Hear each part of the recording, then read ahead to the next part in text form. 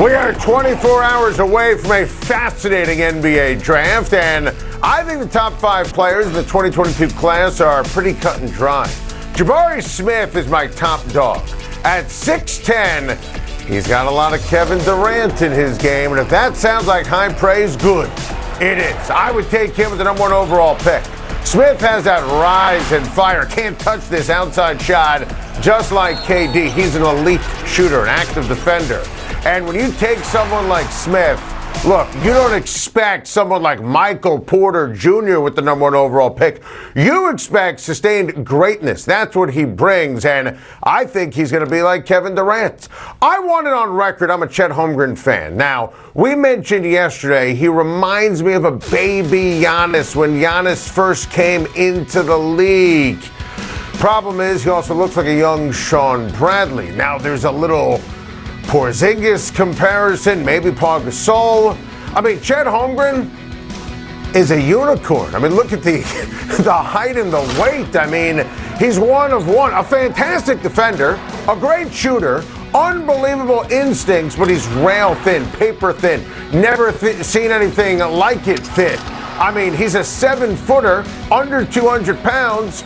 I mean, he could be a freak, he could be a star, he's certainly a unicorn, or he could get out-muscled out of the league. I mean, now, let's be honest here, the game has changed, okay? You know, this is not the late 90s, early 2000s, not going to be banging down low with Hakeem and Ewing and David Robinson and Shaq every night. I would take Smith at 1, I would take Chet at 2. Now, I am a big Banchero fan. I think Paolo Banchero is a tremendous, tremendous ball player. And I think he's great for today's positionless NBA basketball. Do it all on offense. I love Jaden Ivey. He's the 4th best player to me. It's not even up for debate, not even close. I understand why the Kings are reluctant to move this pick and why other teams are offering the world a fantastic offensive player. And I love Iowa big man Keegan Murray. I really do. I think he's the 5th best player in this draft. And smart people have compared him to Pascal Siakam. And I buy that and mean that as the ultimate compliment. Not worried that he's a little bit older. He's an excellent defender, winning ball player. I think the names are obvious in the top 5. I think the order is obvious. Can't wait to see which team messes this up tomorrow.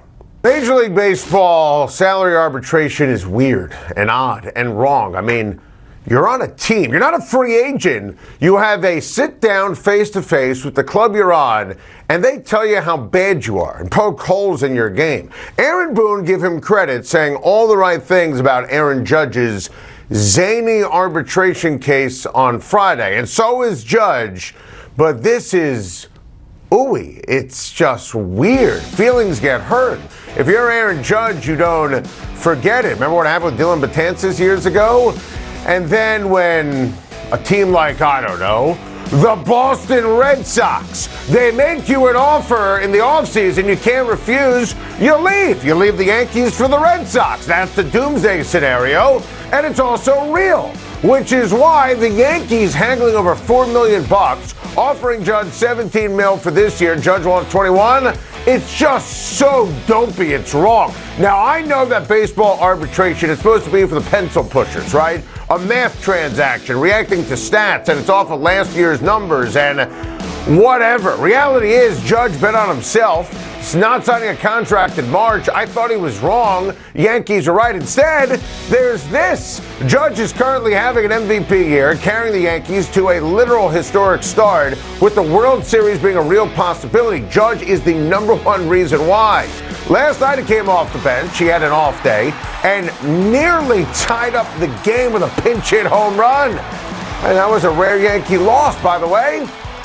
His factors into a salary. He's must-see TV. Every kid in New York has a Judge jersey, including mine. The marketing matters here. Why? Why would the Yankees mess around with a great thing? With Judge's mindset and the team's winning ways, why would they mess around? Everything's going right for the Yankees. Give Judge his money for the year. Don't sit him down and rip him apart to his face in the middle of this special season.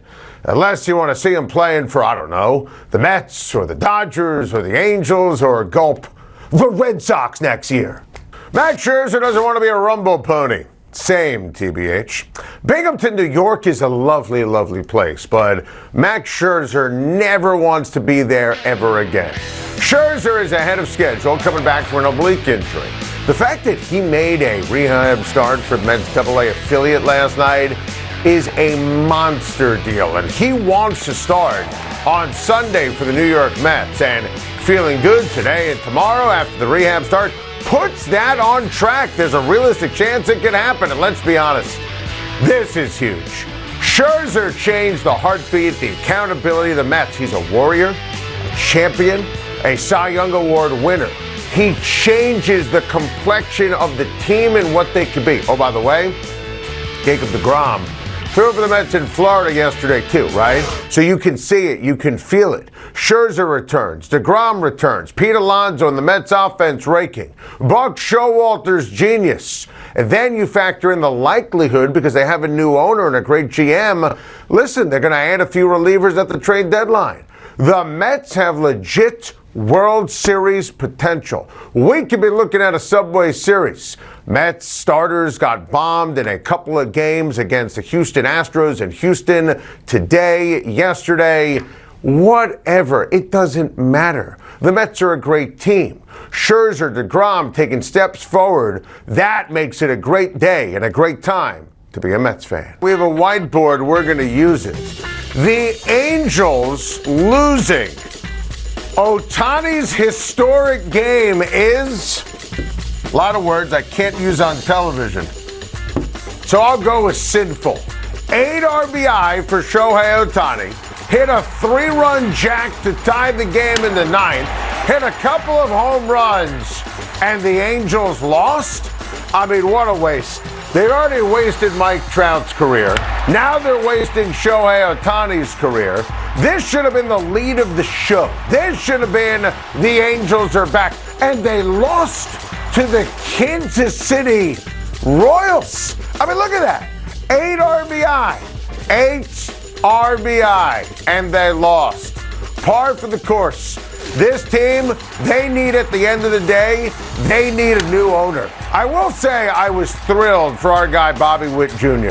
You know, give him all the credit, all the love. He was the hero for Kansas City, a couple of bombs last night. In the Ohtani game, he's everything great with baseball too. Love the energy, love the talent. He's an unbelievable rookie. But the fact that he stole the moment from Shohei Ohtani, it's classic Angels.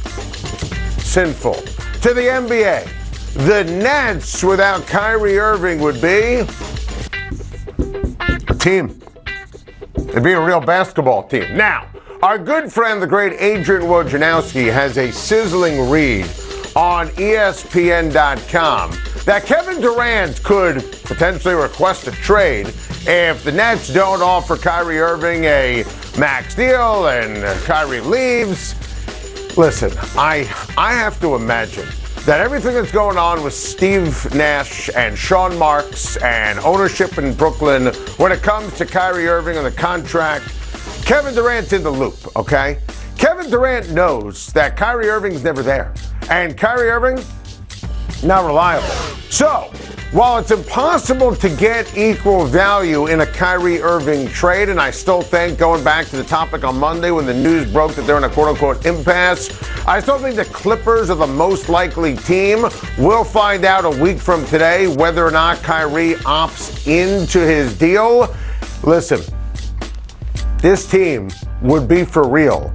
It's just getting Kyrie off of it. Seriously. If you ship him to the Clippers, and I still think that's most likely, as I said, and you trade him for, Luke Kennard, and you trade him for Mann, or trade him for Morris, doesn't matter. You're not going to have part-time Kyrie. Joe Harris comes back, and if you could ever, and I know I'm grasping at straws here, but welcome to desperation, ever get anything from Ben Simmons, that would be a huge positive. Boy, Kyrie Irving has just absolutely torpedoed what was supposed to be a special marriage in Brooklyn. I feel terrible for Kevin Durant. Hitching his wagon to Kyrie Irving was the biggest mistake in the history of free agency, and Kyrie needs to go.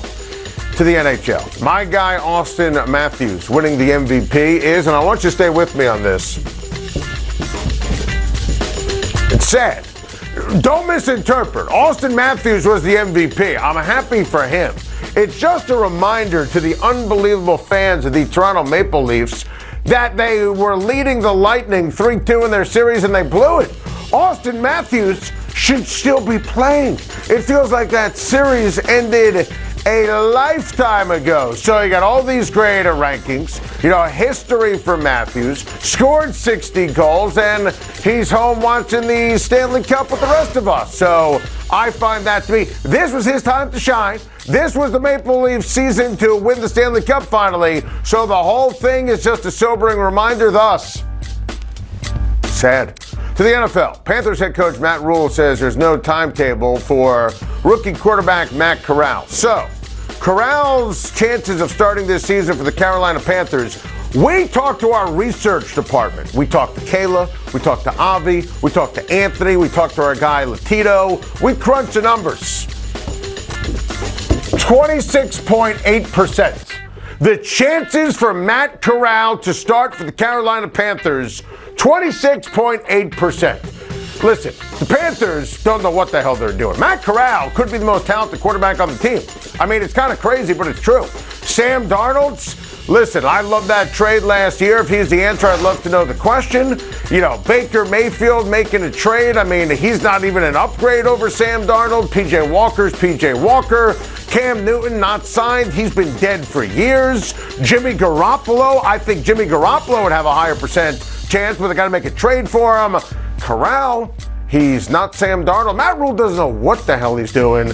I think Corral, if he can get everything in order, he's got a shot to be someone in the NFL.